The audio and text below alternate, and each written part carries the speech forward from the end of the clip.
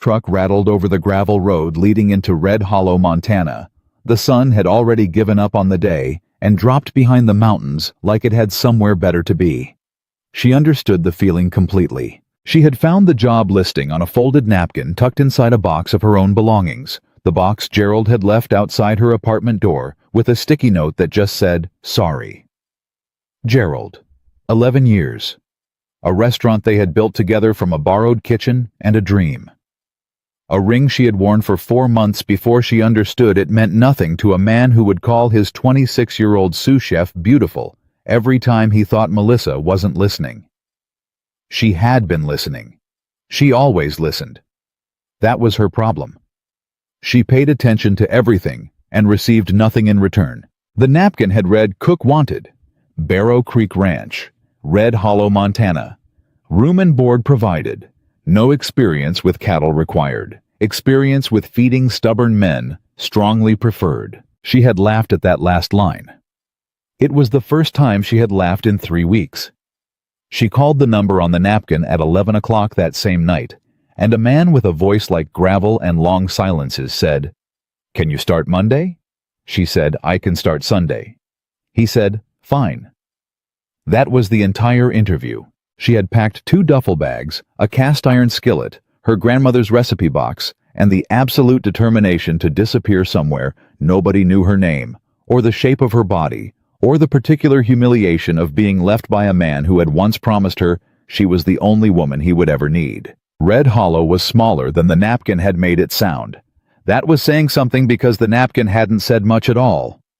1 main road, a hardware store, a feed shop, a diner with a hand-painted sign that read, "Mabel's open when we feel like it." A church with a missing letter on its marquee board.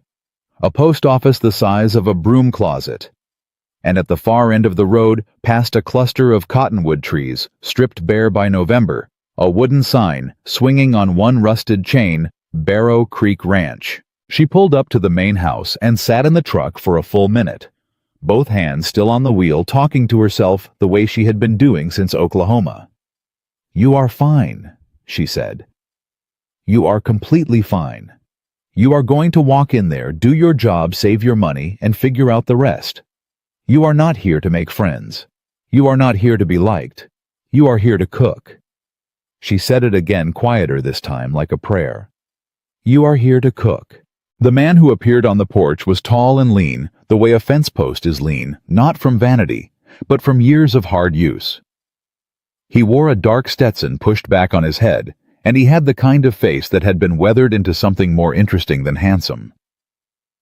He stood with one boot on the porch rail and a coffee mug in his right hand, and he watched her climb out of the truck without saying a single word. She was aware of his eyes on her.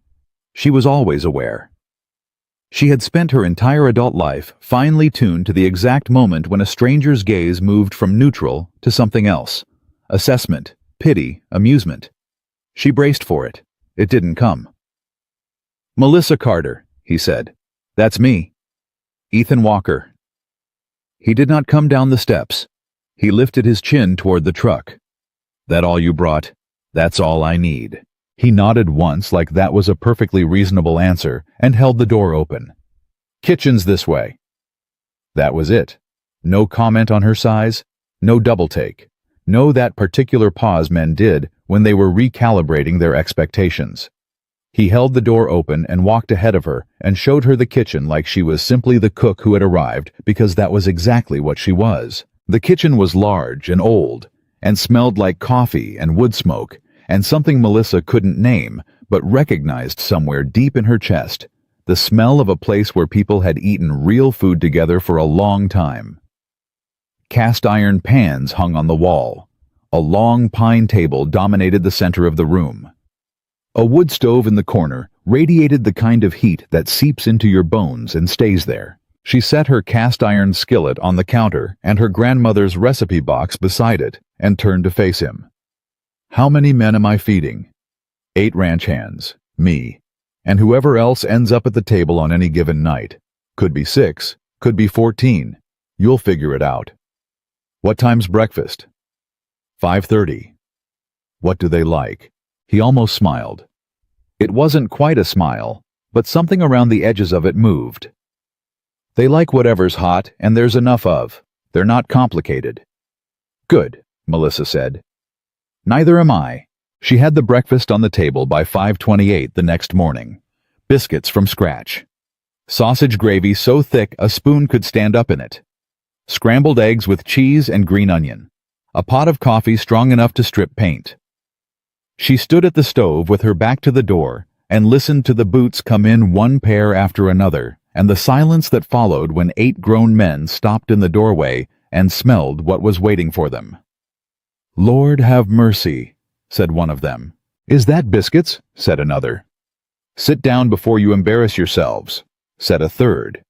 And then there was the sound of chairs scraping, and the room filled up with the particular noise of people eating something they had not expected to be that good. Ethan Walker came in last. He poured himself a coffee, sat at the head of the table, and ate without spectacle. But when he finished, he looked up and met her eyes across the room and said simply, "Thank you, Miss Carter. It was such a small thing." She had cooked thousands of meals for thousands of people. She had run a kitchen that served 200 covers on a Friday night. She knew how to receive a compliment without making a production of it. But something about the plain directness of those 3 words, no performance, no flattery, just acknowledgement, loosened something small and tight in her chest that she had not known was still clenched. "You're welcome, Mr. Walker," she said, and turned back to the dishes. The trouble started as trouble in small towns usually does at someone else's table.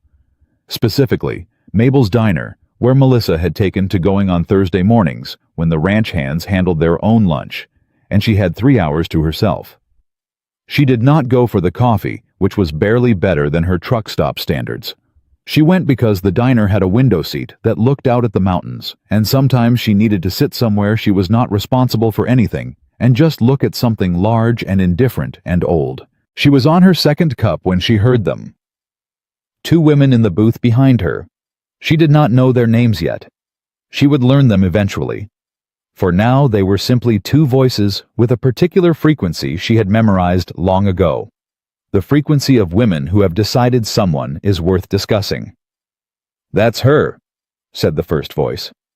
"The new cook out at Barrow Creek." "Lord," said the second. "She's big." "Enormous," agreed the first. "I don't know how Ethan Walker thought that was going to work. Ranch life's hard on a woman who's fit. On a woman that size."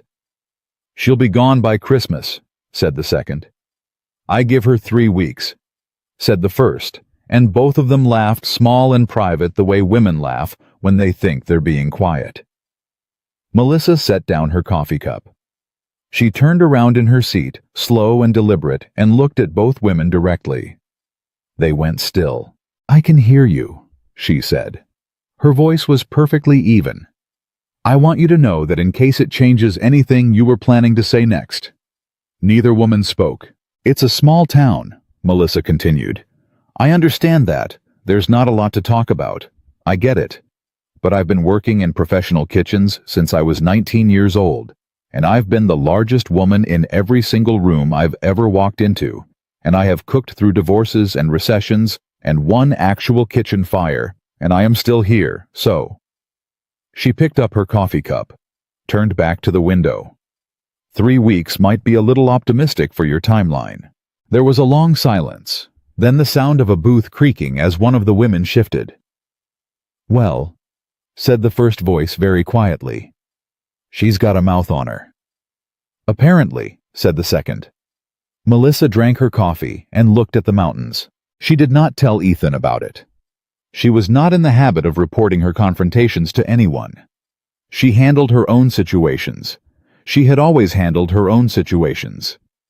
That was what happened when you spent a lifetime in a body that other people felt entitled to comment on you, either collapsed under the weight of their opinions, or you developed something harder and quieter than anger. Not bitterness exactly, more like precision. You learned exactly how much of yourself to show and exactly how much to protect, and you built your life around that calculation. But Red Hollow had not seen her calculation before, and it did not know what to do with it. Within 48 hours of the diner incident, the entire town knew what she had said to the two women in the booth. Melissa learned this thing approaching genuine respect and said, "You the one who told Carol Henderson and Diane Briggs they needed to check their timeline." Melissa looked at him. "I don't know their names." "Well," he said, grinning, "they sure know yours now." She was not certain this was a development she'd wanted. She had come to Red Hollow to be invisible. Invisible people did not tell the town gossips to mind their business loudly enough for the whole diner to hear. She made a mental note to be more careful. She was not more careful. The following Saturday, the ranch hands took their half-day in town, and Melissa drove in to pick up flour and salt pork and a particular kind of dried chili she had found listed in a catalog at the general store. She was in the middle of the spice aisle, such as it was, 4 shelves in a store that sold everything from horseshoe nails to Bible covers, when she heard a man at the front counter speaking to old Roy, who ran the general store, in a voice pitched to Carrie. "I'm just saying, Roy, a woman that size working a ranch kitchen. You know what those men are eating? Lord only knows. Probably hemorrhaging food costs something terrible. Ethan Walker's going to figure that out real quick." Old Roy, to his credit, said nothing, but he also did not disagree, which in Melissa's experience amounted to the same thing. She walked to the front of the store with her basket and set it on the counter and looked at the man who had spoken. He was heavy-set himself, which she noticed and chose not to say anything about, because she was not that kind of person. He had the particular confidence of a man who had never been the one being talked about. "Excuse me," she said. He turned, looked at her, had the grace to look slightly embarrassed. "I'm the cook out at Barrow Creek Ranch," she said. "I don't believe we've met. Melissa Carter." He said nothing. "I wanted to let you know that I run a very efficient kitchen," she said. "No waste. Every scrap used. Every portion calculated. I've been managing food costs professionally for over 20 years, and if you'd like, I can give you a detailed breakdown of the ranch's weekly food budget and how it compares to industry standards for a working ranch of Barrow Creek size." She paused. "Or you could trust that Ethan Walker hired me because he thought I was capable of the job. Either way." She put her money onto the counter, picked up her bag, walked out. Behind her, she heard old Roy say very quietly, "Son, you just got yourself sorted by the ranch cook." She was in the truck with the engine running before she let herself exhale. Her hands were shaking slightly, not from fear, but from the particular exhaustion of having to be precise and contained and professional when everything in her wanted to just ask plainly why people felt the need to do this. Why her body was always the topic. Why she had to justify her capability at every single door she walked through. She drove back to the ranch and started on dinner and did not think about it again. Or she tried not to. Ethan Walker found her in the kitchen at 7 that evening, still going 3 pots on the stove, bread in the oven, her grandmother's recipe box open on the counter to a page so worn the handwriting had softened to near illegibility. She had not heard him come in. She was talking to herself in that low, continuous murmur she fell into when she was cooking alone, narrating the recipe to herself, the way her grandmother had taught her, the way her mother had done before her. He stood in the doorway for a moment. She felt the air change and turned around. "I didn't hear you," she said. "I know." He poured himself a coffee from the pot she always kept going. "Roy called me." She went very still. "Roy from the general store?" "Yes." "What did he say?" Ethan Walker leaned against the counter and looked at his coffee for a moment. "He said you handled yourself with more dignity than the situation deserved." Melissa turned back to the stove. "I shouldn't have said anything. I know better." "Why do you know better?" "Because making a scene doesn't change anything. It just gives people more to talk about." Or, Ethan said, "It lets people know they can't speak about you however they want without consequence." She stirred the pot. Didn't answer. "Red Hollow's a small town," he said. "People here don't always say the right things. Most of them were raised better, but they forget. They need reminding." He paused. "You reminded them." "I didn't come here to remind anyone of anything," Melissa said. "I came here to cook." "I know that's what you said." "It's the truth. I believe you."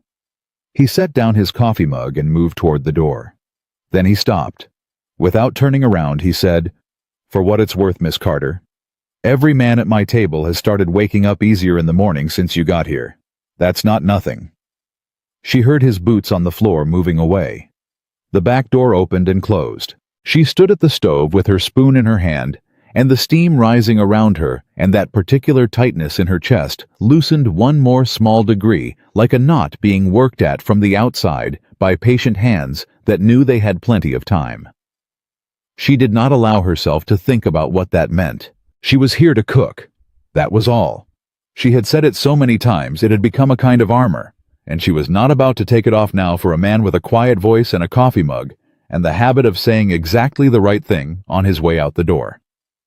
She was not going to do that. She stirred the pot and told herself that firmly, and the kitchen smelled like bread and wood smoke, and the particular sweetness of onions going soft in butter.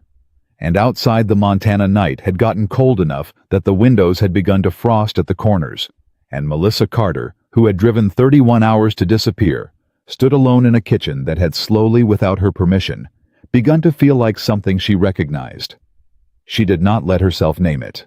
But she also did not let herself leave. The first snow came to Red Hollow on a Tuesday, which Hank Dubois, the oldest ranch hand on Barrow Creek, said was 3 weeks earlier than usual and a bad omen for the winter ahead. He said this at the breakfast table while Melissa was refilling his coffee, and she looked at him over the rim of the pot and said, "Or it's just snow, Hank." And he laughed so hard he nearly choked on his biscuit, and the other men at the table laughed too. And that was how Melissa Carter became, without planning or wanting it, the person the Barrow Creek ranch hands told their jokes to first. It happened the way most things happened with Melissa, gradually, and then all at once. She did not invite it. She did not engineer it. She simply showed up every morning at 5:15 and cooked food that was honest and generous, and she listened when the men talked, and she pushed back when they said something foolish, and she remembered things that Danny Reeves took his coffee black but needed 2 sugars after a hard day, that Pete Callahan was allergic to something in store-bought bread, and never said so until she noticed him pushing it aside for the 3rd time and asked him directly that old Hank Dubois had a bad shoulder from a horse fall 15 years back and could not reach the high shelf above the stove and would never in his life ask for help getting something down from it. She just got it down for him. Every time. Without comment. She sees things. She overheard Danny telling Pete one evening, not knowing she was still in the kitchen. She sees things about people. She sees that you're a disaster, Pete said. Exactly, Danny said. And she feeds me anyway. That's rare. She stood in the kitchen doorway with a dish towel in her hands and said nothing, and went back to cleaning up, and the tightness in her chest loosened another fraction, and she told herself firmly that it didn't mean anything. It was just the work. It was just what happened when you fed people well and paid attention. It wasn't belonging. It wasn't roots. It was a job, and in the spring, when she had saved enough to think clearly about what came next, she would move on. She told herself that every night. She told herself that when Ethan Walker started appearing in the kitchen, after the hands had gone to bed, pouring himself a coffee and sitting at the far end of the long pine table without being asked and without offering any particular reason for being there. He would bring paperwork sometimes, ranch ledgers, catalogs with corners turned down. He spread them across his end of the table and worked, and she washed dishes or planned the next week's meals, and they did not talk very much at first. But then one night, he looked up from a ledger and said, "You ever worked somewhere before this that felt like it mattered?" She kept washing the pot in her hands. "I worked somewhere for 11 years that I thought mattered." "What happened?" "The person I built it with decided it mattered more to him than I did." She set the pot down, dried her hands, turned and looked at him. "So I left, and then I drove 31 hours north, and here I am." Ethan Walker looked at her for a moment. Then he said, "Was it the restaurant or the man?" The question was so precise it caught her off guard. "Both," she said. "They were the same thing by the end." He nodded and looked back at his ledger. "That's a particular kind of loss," he said, "when you can't separate what you grieved from who you grieved." She looked at the side of his face. "You sound like you know something about that. My wife died 4 years ago." He said it the way you say a fact you have made your peace with mostly. Not easy, but not raw. "She and this ranch, I can't walk across any part of this property without her being part of what I see. Took me a long time to understand whether I was still running the ranch for her or for me." "Which is it now?" He was quiet for a long moment. "Some days one, some days the other. Some days I honestly can't tell." Melissa sat down at the table for the first time. Not at his end, at her own end. But she sat down. "What was her name?" "Clara." "She must have been something." "She was difficult and funny and completely uninterested in my opinion when she'd already made up her mind about something." He looked up. Something moved in his expression that was not quite a smile, but lived in the same neighborhood. "You'd have driven each other absolutely crazy." "That might be the nicest thing anyone said to me in months," Melissa said. And that was the first time Ethan Walker laughed. It was a short sound, unused and a little rusty, like something taken out of storage. But it was real, and it landed in the kitchen and stayed there, and Melissa looked at her own hands on the table and thought with some alarm that she was going to have to be very, very careful. She was not careful. The town made sure of that. It was Diane Briggs, one of the two women from the diner, who started the next round. Melissa had gone to the pharmacy to pick up a prescription she had been putting off, filling nothing dramatic. A blood pressure medication she had been on for 2 years that her Dallas doctor had called in to the Red Hollow pharmacy. She was at the counter when Diane Briggs walked in behind her and immediately began a conversation with the pharmacist, loudly about nothing in particular, that somehow within 60 seconds had arrived at the subject of large women and the particular strain they put on the medical system. "It's a lifestyle thing," Diane was saying. "At some point, you have to take responsibility, don't you, for the choices you've made with your body. The system can't carry everyone's choices indefinitely." Melissa accepted her prescription bag from the pharmacist, who looked like she wanted to be somewhere else. Melissa turned around. "Diane," she said. Diane Briggs stopped talking. "My blood pressure is excellent," Melissa said. "My cholesterol is textbook. My resting heart rate is 58 beats per minute. I've been cooking professionally in high-stress environments since before you apparently decided to make other people's health your business. I have been fat my entire adult life, and I have never once cost the system more than my fair share." She picked up her bag. "If you're going to talk about me, at least be accurate." She walked out. The bell above the pharmacy door rang behind her. She sat in her truck and pressed her forehead against the steering wheel for approximately 30 seconds, because she was not made of stone, and it still stung, and it would always sting, and no amount of precision or preparedness ever fully closed that wound. Then she started the truck and drove back to the ranch and started on dinner. What she did not know was that the pharmacist, a woman named June Aldridge, who had lived in Red Hollow for 50 years and had approximately 0 patients left for Diane Briggs on any subject, told the story to 6 different people before the end of the day. And those 6 people told it differently than Diane had intended. By the time the story reached the feed shop and the hardware store and the back table at Mabel's diner, the version circulating was that Melissa Carter had itemized her entire medical history in the pharmacy and dismantled Diane Briggs using nothing but facts and a very steady voice. Danny Reeves heard it from a man at the feed shop and came back to the ranch and told it at the dinner table with barely contained delight. "She just listed her numbers," he said. "Heart rate, cholesterol, blood pressure, like a doctor. Like, here are my statistics, ma'am, you were saying." "That sounds about right," said Pete Callahan. "I want to be her when I grow up," said young Cody, the youngest hand, who was 19 and still had the face of someone who had not yet learned to hide what he was thinking. Ethan Walker said nothing during this recounting. He ate his dinner. But later that night, when the hands had gone and he appeared in the kitchen with his coffee and his ledger, he sat down, and after a while he said without looking up, "You know, you don't have to fight every battle publicly." Melissa looked at him. "I know that. I'm not criticizing." It sounded like criticizing. It's not. He finally looked up. I just want to make sure you know that you don't have to. You could let some of it go. Nobody would think less of you. I would, she said. He held her gaze for a moment. Fair enough, he said, and went back to his ledger. She went back to her planning. But something about the way he had said it, not commanding, not advising, just checking, settled in her chest alongside the other things she was not supposed to be collecting about Ethan Walker, and she pushed it down with the rest of them and told herself firmly to go to sleep.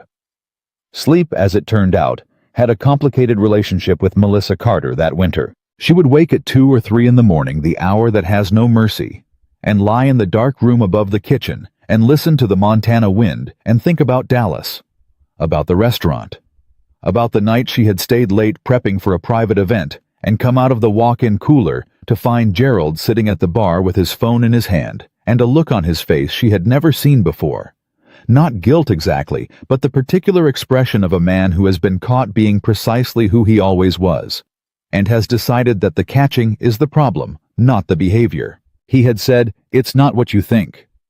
She had said, "Gerald, I run a professional kitchen. I can tell when something's been going wrong under my nose for a long time." He hadn't had anything to say to that. The thing that kept Melissa awake in Red Hollow was not heartbreak exactly. She had processed Gerald. She had given herself that highway cry and filed him appropriately. What kept her awake was the older grief, the one that had been there long before Gerald, the one he had only added to. The grief of having spent 42 years in a body that the world had decided, without asking her, disqualified her from certain things. Romantic love, principally. The kind of love that is chosen openly in daylight without apology or condition. She had been loved. She knew that. Her parents had loved her fiercely. Her friends had loved her. Her grandmother had pressed recipes into her hands like treasure and called her the best woman she knew. But romantic love, the kind where someone saw her completely, size and scars and all, and walked toward her anyway, that had always arrived slightly damaged. Gerald had loved her the way you love something convenient. A man before Gerald had loved her in secret, presenting her to his friends only vaguely, as a woman he was spending time with, nothing serious. A man before him had loved her until his mother met her, and the dynamic changed overnight. She knew the pattern. She had memorized it. It was why she had said that first morning in Red Hollow out loud and firmly, "I am here to cook." It was a perimeter, not a preference. It was the fence she had built around the particular field she was not going to plow again. Ethan Walker kept showing up at the fence anyway. Not aggressively, not with any declared intention, just there, with his coffee and his quiet and his habit of asking questions that went exactly to the center of things. The night he asked about loneliness, she almost broke. It was late November. The snow had been falling for 2 days without stopping. The hands were all in their bunkhouse, and the ranch house was quiet, and Melissa had stayed up baking because she did not sleep well, and because the act of measuring and mixing and watching things rise in the oven was the closest thing she had to peace. Ethan came in at midnight, which was unusual. He was normally a 10 o'clock man, and he looked tired in a way that was different from physical tired. He sat down and didn't open his ledger. "You ever get lonely?" he said, "and feel guilty about it at the same time?" She set down her spatula and looked at him. "What do you mean?" "I mean you have people around you. Good people. People who need things and you give them. And then it's midnight, and the house is quiet, and you're—" He stopped, put his coffee mug down. "You're still alone. And you can't figure out if you're lonely because something's missing or if you're just ungrateful." She was very quiet for a moment. "I've felt that every single day for the last 4 years, she said. He looked at her. "You get up," she said, "and you do the work and you feed people and you watch them leave full and warm, and that's real. That matters. But then the room empties and you're holding the dish towel and the question comes back, and the question is this enough? Is this what my life is? And you feel guilty for asking because you have more than a lot of people and you know that and you're grateful, but—" She stopped. "The loneliness doesn't care about your gratitude. It just sits there." The kitchen was very still. "Yeah." Ethan said. That's exactly it. They sat in that stillness together, and something passed between them that had no clean name, not romance, not yet, but the thing that comes before romance, the recognition of being truly seen by someone who had not been looking for you, and who is as surprised by the sight as you are. Melissa stood up and went to the oven to check her bread. This is a dangerous conversation, she said with her back to him. Why? She pulled the loaf out and set it on the rack to cool. Because I'm good at giving people what they need, and you look like someone who needs something, and I am not going to be that for you, Ethan. I didn't ask you to be anything. I know you didn't. She turned. I'm telling you anyway.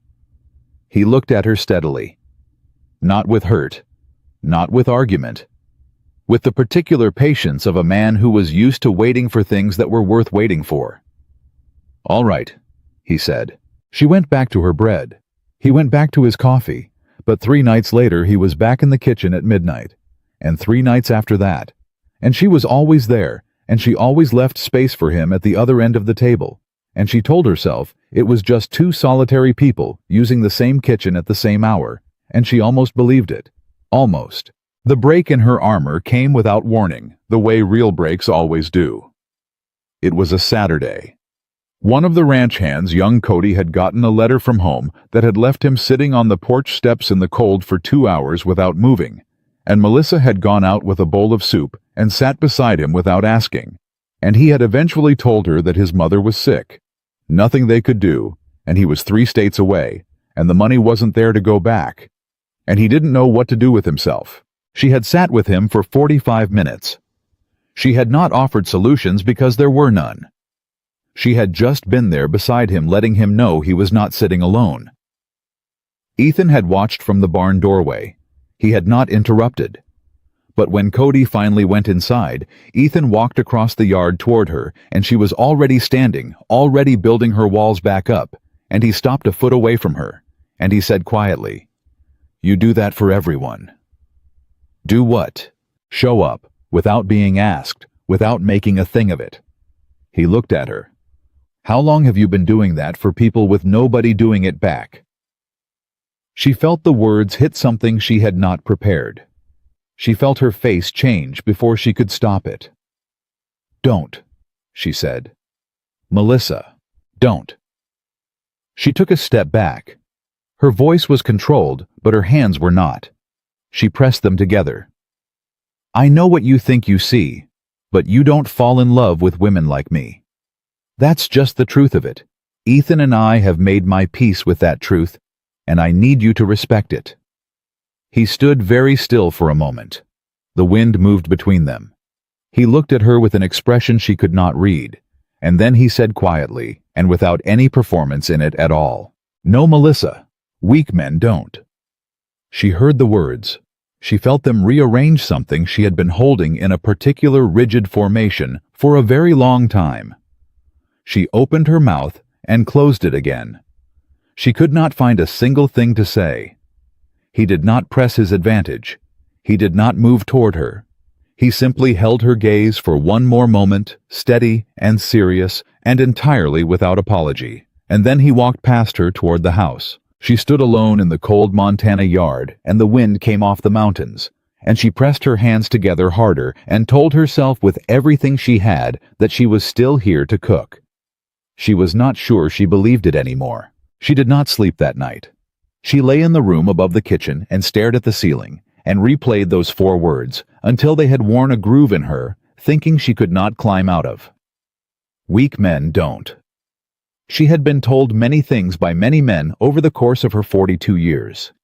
She had been told she was talented, and she was difficult, and she was too much, and not quite right, and almost perfect, and close, but not close enough. She had been measured and found wanting by men who were not worth the measuring. But no man had ever answered her deepest, most private fear with such plain and unceremonious refusal. Not a speech, not a declaration. 4 words, steady as a fence post, and then he had walked away and let them land. That was the thing that undid her most. He had not stayed to watch the impact. He had said what he meant and trusted her to do something with it, and that trust, quiet and unconditional, was something she did not know how to defend against because nobody had ever aimed it at her before. She got up at 4 in the morning and started breakfast an hour early because it was the only reliable thing she knew how to do with her hands when her mind would not behave. The ranch hands noticed she was quiet that day. Danny Reeves asked if she was feeling all right, and she told him she was fine. And he looked at her, the way people look at someone who is not fine, but has clearly decided that's nobody's business. And he let it go, which she appreciated more than she could have said. Ethan did not come to breakfast. One of the hands said he had ridden out before dawn to check the east fence line. She told herself the absence was a relief. She was very convincing. She almost got through the whole morning believing it. Then December arrived, and with it the announcement of the Red Hollow Winter Festival. It was by every account she heard at the feed shop and the hardware store and the back corner of Mabel's Diner, the biggest social event the town produced all year. 3 days of food booths and music and trading and the particular electricity of a small community that has been hunkered down against the cold long enough to need a reason to come together. Old Hank Dubois told her it had been running for 40 years without interruption. Pete Callahan said his father had proposed to his mother at the Winter Festival in 1971, and they had come back every year until the year she died. Young Cody, whose color had returned, and whose shoulders had come back up since the night on the porch steps, said the Winter Festival was the one time all year you could get away with dancing badly enough to be genuinely embarrassing and nobody held it against you. Come Monday, Melissa listened to all of this with the careful, pleasant attention of someone who had not yet decided whether to attend. "You're coming," Danny said at breakfast on the 1st of December in a tone that was not quite a question. "I'm cooking for the ranch booth," she said, which was true. Ethan had asked her 2 weeks earlier if she would be willing to run a food table for Barrow Creek at the festival, and she had said yes, because she was constitutionally incapable of saying no to feeding people, which was a design flaw she had long since accepted. "That's different from coming." "It's the same thing. You'll be there." "I'll be there working." "You'll be there?" Danny said, satisfied, and ate his eggs. She told herself the festival was just another job. She told herself that every morning for 2 weeks while she planned the menu for the ranch booth and ordered the supplies and tested recipes and generally behaved like a woman who was simply fulfilling a professional obligation and not under any circumstances wondering whether Ethan Walker danced. He did not dance. She found this out from Hank on the drive into town the day the festival opened, when Hank said unprompted, "Ethan's been to every winter festival since he was born, but he ain't danced once since Clara died. Not once. Stood at the edge of the floor every year like a man watching something he remembers, but can't quite touch." Melissa looked out the truck window. "Why are you telling me that?" Hank shrugged with the magnificent indifference of a man who is absolutely meddling. "Just making conversation." "Make different conversation." "Yes, ma'am," he said, and smiled at the road. The festival opened on a Friday evening, and by 7 o'clock, the main street of Red Hollow had transformed into something that reminded Melissa against her will of the block parties her mother used to organize in Dallas when she was a child. The particular warmth of people who know each other badly, being briefly good to each other in public, wrapped up in string lights, and the smell of something sugary, and the sound of a fiddle going at full speed somewhere she couldn't quite see. She ran the booth. She fed people. She was efficient and warm and good at it, and people who had whispered about her in the pharmacy and the diner came and got her food, and said it was the best thing they'd eaten all year, and she smiled and thanked them, and handed over the next plate, and that was how small-town rehabilitation worked. She supposed you fed them long enough, and they forgot they'd ever had another opinion. June Aldridge, the pharmacist, stopped by and leaned on the booth counter and said, "You're doing real well, you know. Most people Diane Briggs goes after don't come back." "I live here," Melissa said. "Where was I going to go?" "You'd be surprised how many people just go," June said. She looked at Melissa steadily. "Red Hollow doesn't deserve you. I want you to know I know that." Melissa handed her a piece of apple cake. "Red Hollow's all right," she said. It just needs time. It was the most generous thing she had said about the town since she arrived, and she meant it, and that surprised her more than June's compliment had. She was almost happy. That was what she thought, carrying an empty tray back to the supply table at 8:30, the fiddle going, and the lights strung above the street, and the cold air sharp and clean enough to taste. She was not ready to say happy exactly, because happy felt like a declaration she wasn't prepared to make. But almost. The edges of it. The early light of it before it commits to the day. That was when she heard the voice. It was a voice built for rooms. The kind of voice that expects to be heard and has never been disappointed. Confident and bright, and carrying just enough warmth to make you think it was accidental. Melissa did not recognize it. But every person within 20 feet of the festival entrance turned to look, and that told her everything about the voice's owner before she even found her in the crowd. The woman was everything Red Hollow had apparently been bracing for. She was in her mid-30s, dark-haired and tailored in a coat that belonged in Denver, and not on a Montana street in December, and she moved through the festival crowd with the absolute certainty of someone who had never questioned her own welcome anywhere. And she was looking for Ethan Walker. Melissa found out her name from Danny, who appeared at her elbow, approximately 30 seconds later, wearing the expression of a man who has spotted incoming weather. "That's Savannah Reed," he said very quietly. "She and Ethan before Clara, there was something. And after Clara died, she came back around for a while and he stopped." "He what?" "He didn't." Melissa picked up her tray and went back to her booth. "Then I don't see how this is relevant to anything," she said. "Melissa, I'm working Danny." She went back to her booth, and she worked, and she did not watch Savannah Reed navigate the festival.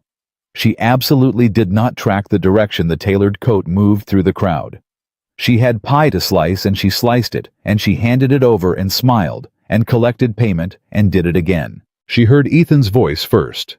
He was somewhere behind her and to the left, and she could not make out what he was saying, but she knew his voice by now, the way you know a sound you've been hearing every night in the same room for 2 months. Then she heard Savannah's voice, bright and carrying, and pointed at her. "Is that her?" A pause. "That's the cook." Melissa went still. Her hands kept moving. She handed someone their change. She kept her face exactly where she had put it. Well, Savannah Reed's voice had acquired a carrying quality that was not accidental. "I thought you were exaggerating, Ethan. But look at her. She must be, what, 300 pounds, 350? A small musical laugh. "I didn't realize you were running a charity." The booth in front of Melissa went very quiet. Then the booths around it went quiet. Then, with the particular acoustic cruelty of small spaces, the quiet spread outward through the crowd like a ripple in still water, until a significant portion of the Red Hollow Winter Festival was listening and not speaking, because a woman from Denver had just said something unforgivable in a voice that had not even bothered to pretend it wasn't meant to be heard. Melissa set down the plate she was holding. She did it carefully. She did not slam it. She set it down with total control, and she turned around and she looked at Savannah Reed, and she looked at Ethan beside her, and his expression was not embarrassment. It was something older and colder, and directed entirely at Savannah. But Melissa was not in the business of waiting for men to handle things on her behalf, and so she took one step forward. "I don't believe we've met," she said. Savannah looked at her with the particular expression of someone who has thrown a stone and is mildly surprised the window opened. "You must be Melissa," Savannah said, recovering smoothly. "Ethan's mentioned you, the ranch cook." She said it with a very small pause before cook that performed a great deal of unpleasant work. "He has a genuine soft spot for lost causes, I suppose. Always has. It's sweet, really." "Lost causes," Melissa repeated. "I just mean—" Savannah tilted her head and let the smile do the cruelty so the words could stay clean. "A woman your age, your situation, coming all the way out here. Nobody waiting for you back home? I'm sure the ranch feels like something, doesn't it, after a life like that?" She looked past Melissa at the booth at the festival, at the crowd that was now undeniably listening. "It must be nice to have somewhere to be needed, even if it's just the kitchen." The crowd was completely silent. Melissa felt the words hit every single place they were aimed. Her age, her size, her aloneness, her kitchen. Each one landed exactly where Savannah had calculated it would. Melissa felt the old shame rise, the one that had been waiting since Dallas, since Gerald, since every man who had loved her in secret, and every woman who had spoken about her body like it was public property. It rose up and she felt her throat close and her face try to do something she did not give it permission to do. And then, because she was Melissa Carter, and she had been fighting this war for 42 years, she looked Savannah Reed directly in the eyes, and she said very quietly and very clearly, "I know exactly what you're doing, and this crowd knows too. So you go ahead." She reached behind her, picked up her apron strings, untied them, folded the apron with steady hands, and set it on the booth counter. And she walked through the crowd, which parted for her, with a silence that had stopped being Savannah's silence and started being something else, something that looked a great deal like shame, on its way to becoming something else still. She walked until the lights were behind her and the cold was in front of her, and she could breathe without an audience. She had made it 2 streets over when she stopped walking. She leaned against the side wall of the hardware store alone in the dark, and she pressed her hand flat against the cold wood, and she let herself feel it, all of it, the whole accumulated weight of a lifetime of this exact moment, just for 30 seconds. She had earned 30 seconds. Then she took a breath. Then another. And then she thought, "I'll go back to the ranch tonight. I'll pack the 2 duffel bags. I'll leave the skillet because it came with the kitchen and the recipe box because it's mine. I'll be in Wyoming by sunrise." She had a very clear and organized plan for the next 14 hours of her life, and it was the best plan she had made since she got here, and she pushed off the wall and turned to go get her truck. And that was the moment she heard his voice, not speaking to her, not from 2 streets over, but amplified and absolute, and coming from directly above the festival crowd. Ethan Walker was on the stage. She did not know how he had gotten there. She did not know who he had displaced or what he had said to get the microphone. What she knew was that his voice was coming out of the speakers the festival organizers used for announcements, and it was not the quiet voice she knew from Midnight Kitchens. It was the voice of a man who had decided something and was not going to be talked out of it. "I need 2 minutes," he said. "Everybody get quiet for 2 minutes." The crowd apparently got quiet. She could not see him from where she was standing. She could only hear him, and she stood against the wall of the hardware store in the dark, and she listened. "Most of you know me," he said. "Some of you have known me my whole life. You know I'm not a man who talks a lot in public. So when I do, I need you to hear me." A pause. Long enough to be intentional. Melissa Carter came to Barrow Creek Ranch 8 weeks ago. She came because she needed a job and I needed a cook, and that was the entire arrangement. That's how it started. Another pause. What happened after that is that this woman who came here not knowing a single person, not asking for a single thing except to be allowed to do her work. This woman fed my ranch hands so well, they stopped going to bed angry. She sat with my youngest hand on the worst night of his life and didn't leave until he could breathe again. She gave this town her best cooking and her full attention, and she did it every single day, while this town... His voice stopped for a moment. When it came back, it was harder. While this town made her pay for every single pound on her body, the crowd was absolutely, completely silent. She carried the weight of this ranch on her shoulders, and this town laughed at the weight of her body, he said. "I want every person here to sit with that for a second." Melissa stopped breathing. "A woman came to us asking for nothing but a chance," Ethan said, "and we gave her judgment instead. And she gave us warmth anyway. That says something about her. It says something about us too." A pause. "I'm not willing to let her leave this festival tonight thinking she is anything less than the finest person who has walked into Red Hollow in the 4 years I've been trying to keep this ranch and this town from going under." The silence that followed was not empty. It was full-packed with things people were feeling that had no clean language, the particular fullness of a crowd confronting itself. Then someone started clapping. Then someone else. Then, the sound moved through the crowd the way the quiet had ripple by ripple until it was not polite applause, but something louder and less organized and entirely real. Melissa put both her hands over her mouth. She stood in the dark 2 streets away, and she heard 300 people clapping for her existence, and she could not move. Not because she was broken, because she was fuller than she had been in 4 years, maybe in her entire life. And something that had been clenched inside her since the highway in Oklahoma, since Gerald, since every man who had loved her with conditions, and every room that had sized her up and found her insufficient, that thing finally at last, with no warning and no ceremony, let go. She was still standing against the hardware store wall when she heard his boots on the gravel behind her. She did not turn around. "Melissa," he said. "You can't do that," she said. Her voice was wrecked and she did not care. "You cannot stand up in front of a whole town and say things like that and then just—" "I know," he said. "You don't know." She turned. She was crying. She had made her peace with the fact that she was crying. "You don't understand what that is. To hear that, from someone who meant it." She pressed her hand over her chest. "You don't know what that does." He was looking at her the way he looked at things that mattered. Steady and patient and entirely present. "Then tell me," he said. She shook her head. She was laughing now too, somehow the way you laugh when the thing you have been holding too long finally falls, and it's a relief so complete it has nowhere to go but up. "I was going to leave tonight," she said. "I had the whole thing planned, 2 bags and Wyoming by sunrise." "I know," he said again quietly. "You don't know that." "I know you," he said. "That's the same thing." She looked at him for a long moment in the dark, with the festival sounds drifting over from the lit street and the cold air around them both, and her hands still pressed to her chest and her face an absolute wreck. And she thought, "I came here to cook.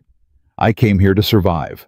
I came here to be nobody's anything." And Ethan Walker stood in front of her in the dark, and he did not reach for her, and he did not press, and he did not ask for an answer she wasn't ready to give.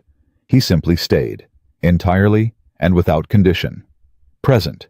She did not leave that night. She did not leave that night. She also did not leave the next morning, or the morning after that, though she kept the 2 duffel bags packed and sitting upright at the foot of her bed, like an argument she had not yet won against herself. They stayed there for 11 days. She walked past them every morning on her way to the kitchen, and every night on her way back, and she told herself each time that they were practical, not symbolic, that a woman in her position should always be ready to move. That readiness was not the same as wanting to go. She was not entirely convincing. What happened in those 11 days was this: Red Hollow changed its behavior. It did not do so dramatically or all at once, or with any kind of organized announcement. It happened the way weathered wood darkens in rain, gradually material shift from the outside in.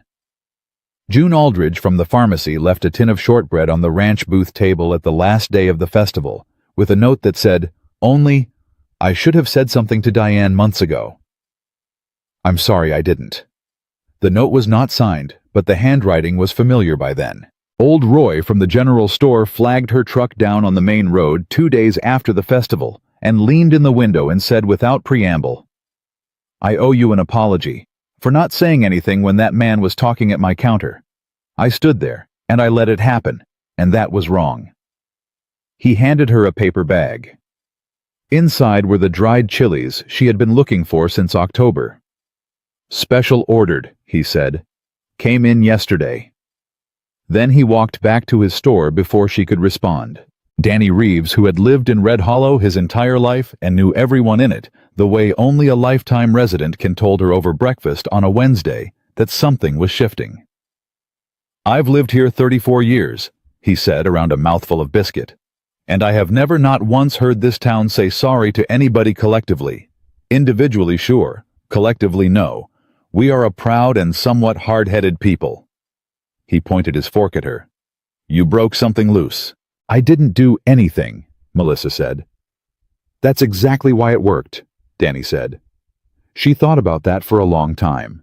Ethan was different after the festival too, but differently different. He was not awkward about what he had said from the stage. He did not seem to be waiting for her to process it on a schedule that suited him. He simply continued showing up in the kitchen at midnight with his coffee, and he continued asking questions that went straight to the center of things, and he gave her what she recognized belatedly as the most valuable thing anyone had ever given her: room. Room to take her time. Room to feel whatever she needed to feel, without an audience and without a deadline. She found this so disorienting, she almost picked a fight with him about it.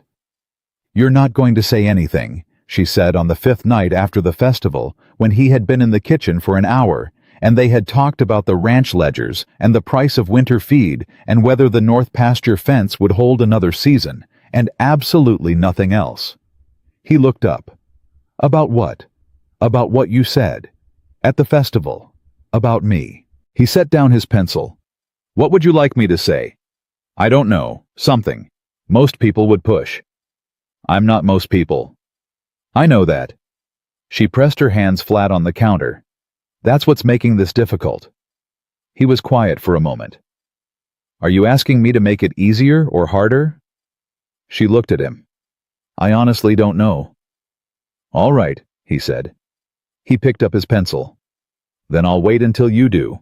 She stood there for a moment, genuinely baffled, and then she went back to her bread, and she thought that this man was either the most patient human being she had ever encountered or the most strategic, and she could not for the life of her figure out which one, and the not knowing was absolutely driving her to distraction, and she thought that was probably the point.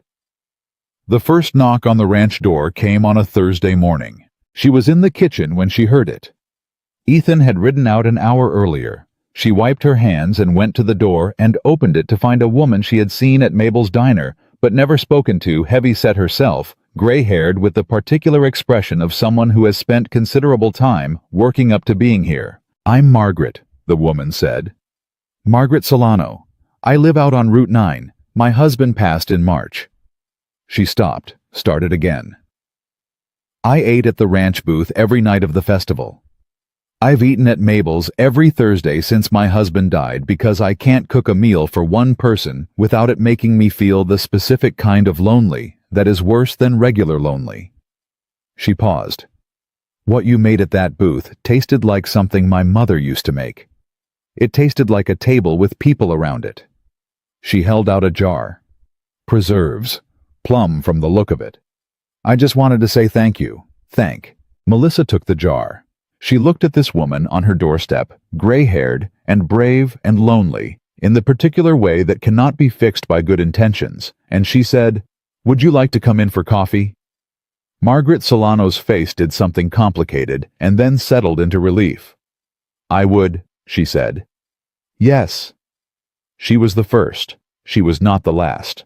By Saturday, Melissa had had 7 visitors. She had not expected 3 ranch hands from neighboring properties whose crews had apparently heard about her food through a chain of conversations. She had not been party to 2 women from the church, whose names she finally learned, and a man named Curtis Webb, who ran the failing diner on the south end of town, and who sat at the kitchen table and said bluntly, "My coffee's terrible, and my food's worse, and I'm losing $300 a week. And I was wondering if you'd consider giving me one afternoon of your time to tell me what I'm doing wrong." She looked at him. "One afternoon isn't going to fix $300 a week." "I know," he said, "but it's a start." She gave him 2 afternoons. She stood in his kitchen and watched him work, and she was direct about what she saw, which was not cruelty, but a man who had been cooking the same mediocre way for 20 years, because nobody had ever cared enough to tell him there was a better way. By the second afternoon, his coffee was better, and his biscuits were almost right, and he stood in his own kitchen with an expression on his face that she recognized the look of someone who has just realized that the thing they were afraid of turning out to be beyond saving might actually not be beyond saving at all. She recognized it because she had felt it herself standing in the dark behind the hardware store with her hands pressed over her chest and a man's boots on the gravel behind her. She recognized it, and that recognition was the first thing that cracked the last wall she had built around herself since Dallas. The second thing was Cody. Young Cody, whose mother was sick in another state, came to her on a Sunday evening with his hat in his hands and told her that he had called home. That his mother had answered. That they had talked for 2 hours properly, talked not the careful surface conversation of people who have been hurting each other by accident for years, and that at the end of the call his mother had cried and he had cried, and they had said things that had needed saying for a long time. "I don't know if I'd have made that call if you hadn't sat with me on that porch," he said. "I know you didn't say anything. You were there. And that was enough to make me think maybe it wasn't too late." Melissa looked at this 19-year-old boy with his hat turning in his hands, and she thought this. This is what the kitchen was always about. Not the food, or not only the food. The table the food creates. The reason people have for sitting down together. She had known that since she was 7 years old watching her grandmother cook. She had built her entire professional life around it. And Gerald had taken the restaurant, and she had thought he had taken the point of her, and she had driven north to disappear, because she had believed somewhere under all her precision and her competence and her very accurate medical statistics that the thing she did best, making people feel like they mattered, was worth nothing in a life lived alone. She had been wrong. The wrongness of it was clear to her now with a clarity that felt almost physical. She was standing in the kitchen that evening, after Cody had gone processing this, when Ethan came in and stopped in the doorway and looked at her face and said, "What happened?" "Nothing bad?" she said quickly. "I know it's not bad. You look like someone who just figured something out." She looked at him. "I think I need to stop leaving." He was very still. "Leaving the ranch, leaving everywhere." She turned to face him fully. "I have been since before Gerald. I have been cooking for people, and feeding people, and taking care of people, and then making sure I kept enough distance that none of it could turn around and hurt me. Like I could do all the giving without being in it. Without being the person who could also be left." She stopped. "That's not how this works, is it?" "No," he said. "It's not." "I've been so careful," she said, and the word came out with everything she meant by it. 20 years of careful, 42 years of preemptive retreating, a lifetime of loving people from behind glass so the glass could take the damage when it came. "I know," he said. "You can't know," she said. "You don't know what it is to walk into a room and have your body be the first thing everyone sees and the last thing they get past. You don't know what it is to spend your whole life waiting for the other shoe. Waiting for the moment when someone decides you were too much or not enough, or just not what they actually wanted when they thought it through." "No," he said quietly. "I don't know that. You're right." He moved to the table and sat down and looked at her. "But I know what it is to build a whole life around one person, and then have to figure out who you are when that person's gone. I know what it is to work land that feels like grief and call it purpose because purpose is all you've got. I know what it is to be in a room full of people and still be completely alone." He paused. "That's not the same as what you know, but it's adjacent to it, and I think we've both been standing at adjacent windows looking at the same empty street." She sat down across from him. The kitchen was warm and the bread was done and the ranch was quiet, and she looked at this man who had held the door open her first day and never once looked at her like she was anything other than exactly what she was, and she thought about the duffel bags at the foot of her bed, and she made a decision. "Tell me about the dream," she said. He looked at her. "Which dream? The one you haven't said out loud yet?" She held his gaze. "The one that's not just about keeping the ranch running." He was quiet long enough that she thought she might have misjudged. Then he looked at his hands on the table, and he said slowly, "When Clara was alive, we used to talk about opening the ranch up. Not as a hotel, not as a tourist thing." He stopped, started again.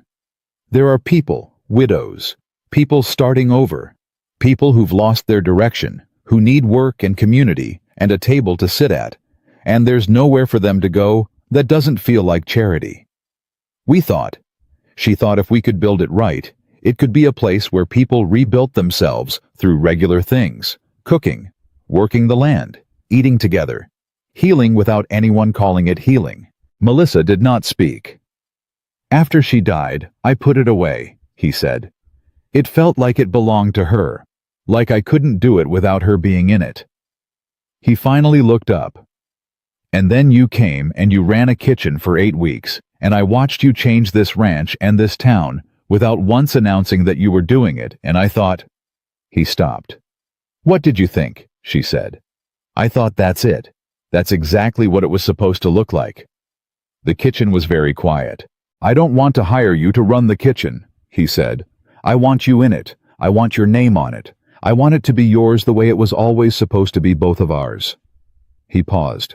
"Clara would have—" He stopped. His jaw moved. "She would have put your recipe box on the shelf and told you to stop being afraid." Melissa looked at the recipe box on the counter. Her grandmother's handwriting softened to near illegibility on pages worn thin from decades of use. The thing she had packed when she left Dallas, because she would not leave it behind, no matter what she left behind. "She sounds like she was something," Melissa said the way she had said it that first midnight in this kitchen, and something crossed Ethan's face that was grief and gratitude at once. "She was," he said, "and she would have loved you, completely, without reservation." He looked at Melissa steadily. "The way I'm asking you to let me." The word landed in the room and stayed there. Melissa felt her throat close. She pressed her hands flat on the table. She thought about the highway in Oklahoma, and the 31 hours, and the 2 duffel bags, and every room she had ever walked into, waiting for the assessment to begin. She thought about Gerald, and the man before Gerald, and the silence that had lived in the center of her chest since she was young enough to understand that the world had made a judgment about her body before it had heard a single word she had to say. She thought about Margaret Solano on the doorstep with a jar of plum preserves. Cody with his hat in his hands. Curtis Webb's face when the coffee was finally right. Old Roy and his special ordered chilies. 8 ranch hands who started waking up easier in the morning. She thought about a man standing on a festival stage with a microphone and 300 people and 4 years of grief and absolutely nothing to gain except the truth. "I'm afraid," she said. It cost her something to say it plainly. She paid it. "I know," he said. "I have been afraid my entire adult life, and I have been very good at making it look like something else. I know that too. If this goes wrong—" "It might," he said. "That's real. I'm not going to tell you it won't." He held her gaze. "But it also might go right. And I think you have spent long enough choosing the safety of expecting the worst." She looked at him for a long moment. Outside, the Montana wind moved across the ranch, and the horses shifted in the barn, and somewhere in the dark, the fence Ethan had been worrying about all autumn held firm against the cold, and the kitchen smelled like bread and wood smoke and coffee and something else, the particular warmth of a room where people have been honest with each other late at night. She reached across the table. She put her hand over his. His hand turned over and held hers steady as everything he had ever said to her, and she felt the last of the careful distance she had been carrying for 4 years settle and release like a long breath finally let go. "The recipe box stays in the kitchen," she said. "Wouldn't have it anywhere else," he said. She looked at their hands on the table. "I'm going to need you to be patient with me." "Already am. I'm serious. I have a lot of old habits." "So do I," he said. "We'll work on them, together." He paused. "If that's a yes." She looked at him. This man who had held the door open and asked if that was all she brought, and said thank you like he meant it, and stood on a stage in front of a whole town because he had decided she was worth the standing. She thought about what her grandmother had always said. The table is where people become real to each other. Show up at the table. "That's a yes," she said. Outside Red Hollow was dark and cold, and the Montana winter had weeks left in it still. But in the kitchen of Barrow Creek Ranch, 2 solitary people sat at a long pine table with their hands together and the bread cooling on the rack, and for the first time in a very long time, neither one of them was alone. The duffel bags came down from the bedroom on a Monday morning in January, which was not a dramatic morning by any measure. Gray sky wind off the mountains, the ranch hands arguing at the breakfast table about whether the north pasture fence was going to hold another week or collapse before Friday. Melissa came downstairs, picked up both bags, carried them to the storage room off the kitchen, and set them on the high shelf behind the extra blankets where she would not see them every time she walked past. Ethan was at the stove pouring his coffee when she came back through. He watched her cross the kitchen and take her apron off its hook and tie it on without saying a word about the bags. He did not make a speech. He did not remark on it. He poured a second mug and set it at her end of the counter and went back to his coffee, and she looked at the mug sitting there waiting for her and thought that this was what she had not understood about love when she was younger. That the big declarations were the easy part, the hard part. The true part was the mug on the counter every morning. The someone who poured it before you asked.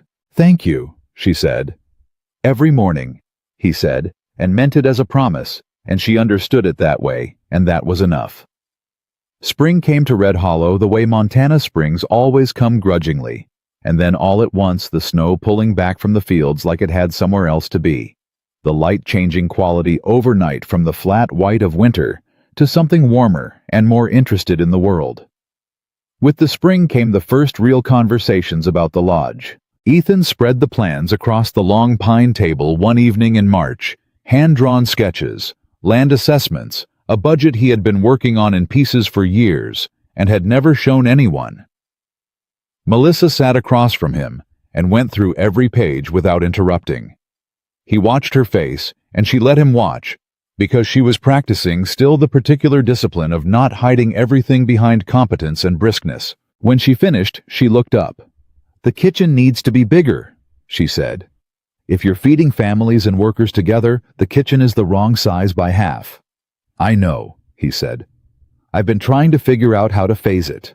"You don't phase it," she said. "You do it right the first time, or the whole thing is harder than it needs to be. The kitchen is the center. Everything else is arranged around it." She paused. "That's not just my professional opinion. That's the whole philosophy of what you're building." He looked at her across the table. "You sound like you've been thinking about this for a while." "Since December," she said. "Approximately the second week of December." He smiled.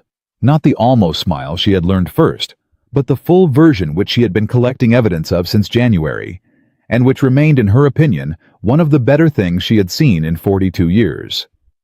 "That's before you'd even—" "I know," she said. "I was still telling myself I was leaving." She looked at the sketches. "My brain apparently didn't believe me." He laughed. The kitchen sound short and real, the one she had filed away from the very first time she heard it.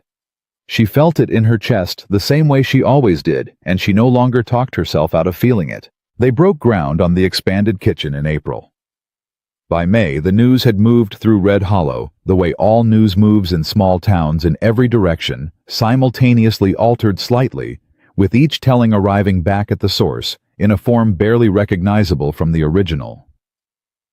What people understood was this Barrow Creek Ranch was becoming something new. A place for people who needed rebuilding. And the cook from Dallas, the woman from the pharmacy, from the festival, from the diner, was the one designing the kitchen at its center. Margaret Solano was the first to ask if she could help.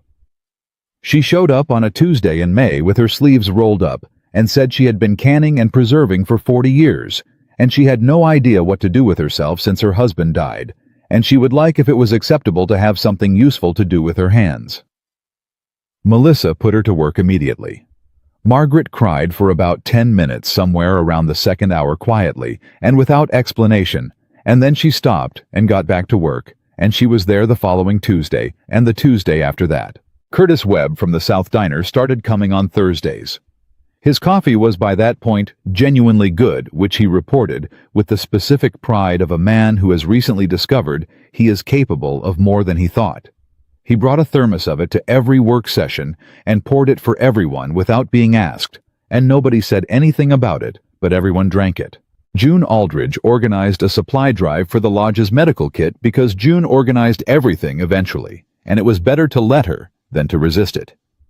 Old Roy donated lumber from a stock he had been meaning to sell for 2 years. Hank Dubois, whose bad shoulder had been managed by Melissa's quiet shelf reaching for months, showed up with 3 younger men from neighboring ranches and spent a week helping with structural work. And when Melissa tried to thank him, he waved her off and said, "Clara would have wanted this place. I'm doing it for Clara. You just happen to also be here." And then he walked away before she could respond, which was exactly how Hank preferred all his sentimental moments to end. Danny Reeves told anyone who would listen that he had known from the first biscuit that this was how it was going to go. He was not entirely wrong, and it cost him nothing to let him have it. By August, the lodge had its first guests, a widow from Billings named Patricia, who had lost her house in a legal dispute she still could not fully explain, and 2 ranch hands from a dissolved operation 3 counties over who had nowhere to land for the season. Melissa fed them breakfast at the long pine table that had been extended now to seat 20, and she watched Patricia's face when she tasted the biscuits. And she saw on that face the same thing she had seen on Margaret Solano's face in the doorway back in December. The particular recognition of food that tastes like someone meant it for you specifically. "This is the best thing I've eaten in a year," Patricia said. "Then you'll have to stay long enough to try the rest of the menu," Melissa said. Patricia stayed 6 weeks. She left with a job reference, a jar of Margaret's plum preserves, and the kind of steadiness in her eyes that had not been there when she arrived. She wrote a letter to Melissa 3 weeks after leaving. The letter ended. "I came to Barrow Creek not knowing what I needed. I left knowing I was going to be all right. I think that's what you do for people. I think that is the thing you are for." Melissa read the letter twice and then folded it and put it in her grandmother's recipe box between the page for cornbread and the page for apple cake, because those were the recipes she used most, and she wanted the letter close to things that were useful every day. The town of Red Hollow did not transform all at once, because towns do not work that way, and anyone who tells you otherwise is selling something. What happened was slower and more durable than transformation. It was accumulation. One corrected behavior at a time. One apology extended without being asked for. One conversation at the hardware store that did not end in someone's body being assessed from the outside. Diane Briggs came to the lodge in September. She stood in the kitchen doorway for a full minute before she said anything, and Melissa let her stand there because she was not going to make it easy, but she was also not going to make it impossible. Finally, Diane said, "I owe you more apologies than I can fit in one conversation." "Then we'll have more than one conversation," Melissa said. "You want coffee?" Diane Briggs sat down at the long pine table. She had coffee. She did not cry, which Melissa respected. She said what she had done wrong in the flat, precise language of someone who has rehearsed it enough to mean it, and Melissa listened and accepted it, because she was not in the business of holding grudges that cost her more than they cost the person who earned them. When Diane left, June, Aldridge materialized from the direction of the storage room where she had absolutely been listening and said, "I did not think that was going to happen." "People surprise you," Melissa said. "You surprise people," June said. "That's the more accurate statement." Cody called from 2 states away in October to say his mother was doing better. Stable. Not cured but present, and they had been talking every Sunday since the night on the porch steps, and the talking had changed something between them that he was only beginning to understand the shape of. "I just wanted you to know," he said. "I don't really have a reason for calling except I wanted you to know." "That's a good reason," Melissa said. "Yeah," he said. "I thought so." The harvest celebration was Ethan's idea. He announced it in September, and by October the planning had taken on a life of its own that neither of them could have stopped if they had tried. What began as a ranch gathering expanded outward in the way things expand in Red Hollow, by addition by the particular generosity of a small community that has collectively decided to do a thing right. The hardware store donated lights. Margaret and 3 other women organized the food tables alongside the ranch kitchen. Curtis Webb contributed coffee for 200 people, which he delivered personally in the largest thermoses Melissa had ever seen, with an expression of concentrated professional pride. The ranch yard was strung with more light than Melissa had ever seen outside a city, and she stood in the kitchen doorway in the early evening of the celebration and watched Red Hollow arrive every person she had met. Every person who had judged her and corrected themselves. Every person who had sat at the long pine table and left with something they had not had when they came. And she felt the particular fullness that she had no longer stopped herself from feeling the fullness that had no cleaner name than belonging. She had stopped arguing with that word sometime in July. It had not surrendered, and neither had she. and they had arrived at an arrangement. Ethan found her in the kitchen doorway at 8:30 when the celebration was at full volume, and the fiddle was going, and the lights were reflected in the light snow that had started falling without anyone asking it to, which was Montana for you. "There you are," he said. "Here I am," she said.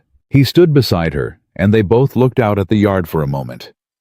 She could feel the warmth of him beside her, which was something she had stopped pretending not to notice around the same time she stopped pretending about belonging. "Do you remember what you said the first night?" he asked. "At dinner. The first night you were here." "I said a lot of things the first night I was here." "You said you were here to cook," he said. "Not fall in love." She looked at the side of his face. "I remember." "Were you wrong," he said, "or did you just not know yet?"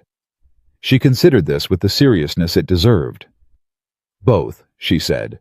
"I think both." He turned to her then, and he reached into the pocket of his coat, and she felt the world go very still.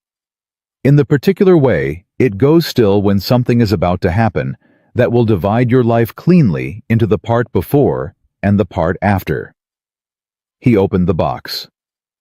The ring inside was simple and unpretentious. Exactly like him, a narrow band with a single small stone that caught the yard lights and held them. "I'm not going to make a speech," he said. "You've heard me make speeches. They're not my best format." She laughed, and the laugh came out wrecked and full, and she pressed her hand over her mouth. "I'm just going to ask," he said. "Melissa Carter, will you stay? Not will you marry me? Not will you be mine? Will you stay?"